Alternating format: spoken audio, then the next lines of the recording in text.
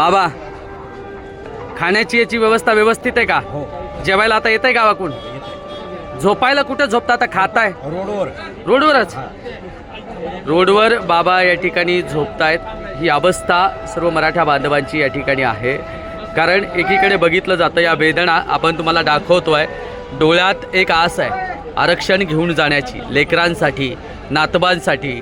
आणि नातवांना एक शब्द देऊन आलो आहे, मी घरून निघतो आहे पण तुझ्यासाठी आरक्षण घेऊन येतो आहे. नातवांनी विचारलं मुंबईवरून काय आणलं बाबा, तर ते म्हणाले की मी सांगेल की मी तुमच्यासाठी आरक्षण घेऊन आलो आहे.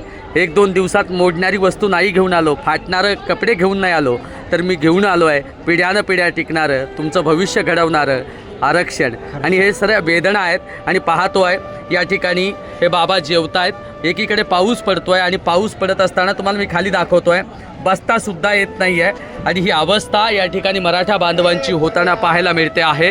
आणि सर्व ही दृश्य मी तुम्हाला दाखवतो आहे. हे सगळं परिसरात पाऊस पडतो आहे आणि ही सर्व दृश्य आणि नेरेटिव्ह बातम्या पसरवणाऱ्या मीडिया हे कधी दाखवणार आहे?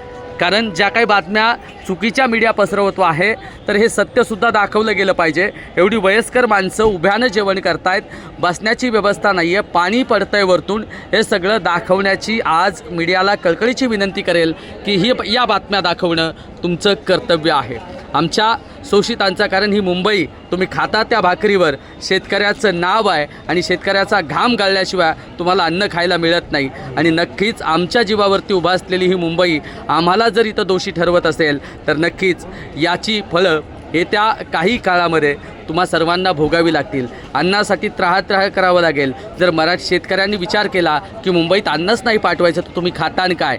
आणि ह्या सगळ्या गोष्टी या आपल्या माध्यमातून आपल्यापर्यंत पोहोचत राहणार आहेत. आपला मित्र उदय भिस्से पाटील. जय जिजाऊ, जय शिवराय. धन्यवाद.